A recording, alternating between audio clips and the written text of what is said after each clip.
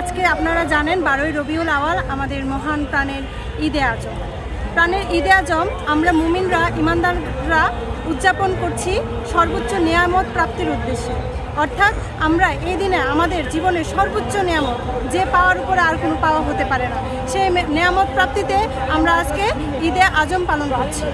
এখন বিষয় হচ্ছে যারা ঈদে আজম পালন করছে না বা মহান ঈদে আজমকে ঈদ হিসেবে মূল ঈদ হিসেবে স্বীকৃতি দিচ্ছে না, আমি বলবো তাদের কাছে হয়তো প্রাণাধিক প্রিয় নবী নিয়ামত না, এজন্য তারা প্রকৃত ইসলাম থেকে বিচ্ছিন্ন।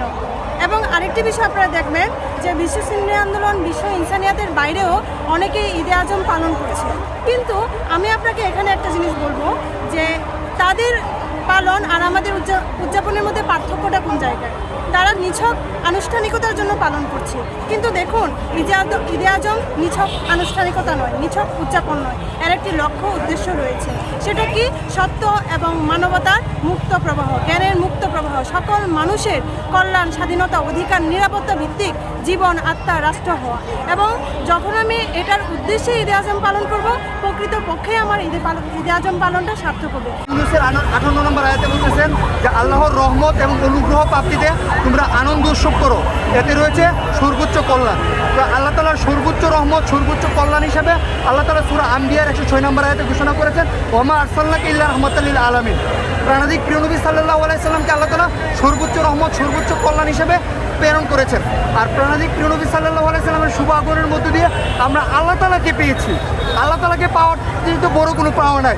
মানুষ আল্লাহ তাআলার পরিচয় জানতো না, আল্লাহ তাআলার সম্পর্কে মানুষ জানতে পারতো না। আমরা জান্নাত পেয়েছি, আমরা নামাজ পেয়েছি, আমরা দুজাহানের সমস্ত কল্যাণ, রহমত, নিয়ামত, সৃষ্টির যত গুণ, জ্ঞান, সভ্যতা, বিজ্ঞান সব কিছু আমরা প্রিয় নবীর শুভ আগমনের মধ্য দিয়ে পেয়েছি। তাই প্রাণাধিক প্রিয় নবী সাল্লাল্লাহু আলাইহি সাল্লামের শুভ আগমনের এই দিবসটাকে নিছক অন্য কোনো শব্দে নয়, মিলাদ শব্দের অর্থ যে জন্ম, যেটা অন্যান্য নবীদের সাথে এমনকি সাধারণ মানুষের সাথে ব্যবহার করা যায়। আল্লাহ তাআলা কুরআনুল কারিমে বলেছে তোমরা পরস্পর যে শব্দগুলো ব্যবহার করে সেটা শানে রাসালাতে, প্রিয় নবীর শানে ব্যবহার করতে আল্লাহ তাআলা নিষেধ করেছেন। সেই দৃষ্টিকোণ থেকে সেই আল্লাহ রসুলের প্রেমে, আল্লাহ রসুলের অসীম রহমতে, আল্লাহ রসুলের অসীম প্রেমে থেকে আল্লামা ইমাম হায়াত আলাইহির রহমাত কুরআনুল কারীম থেকে সূরা জুমার ফজলে আজম থেকে ঘোষণা করেছেন ঈদে আজম।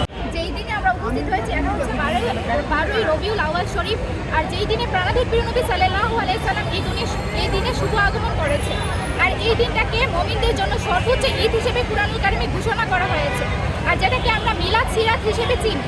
কিন্তু মিলাদ সিরাত আমরা কেন বলি না, এটা আপনাদের প্রশ্ন হতে পারে যে মিলাদ সিরাত আমরা এই জন্য বলি না যে প্রাণাধিক প্রিয় নবীর ক্ষেত্রে কোনো, দেখেন যে মিলাদ অর্থ হচ্ছে জন্ম, আর যার জন্ম আছে অবশ্যই তার মৃত্যু আছে।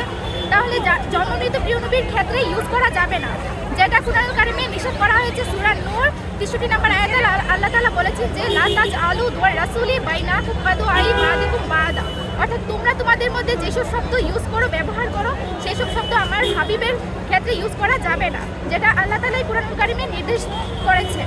এই জন্য আমরা বিশ্ব সুন্নি আন্দোলন, বিশ্ব ইসলামের বিপ্লবের ইমাম আল্লামা ইমাম হায়াত আলাইহির রহমাত এই দিনটাকে ঈদে আজম ঘোষণা করেছেন। ঈদ মানে খুশি, আজম মানে সর্বোচ্চ খুশি।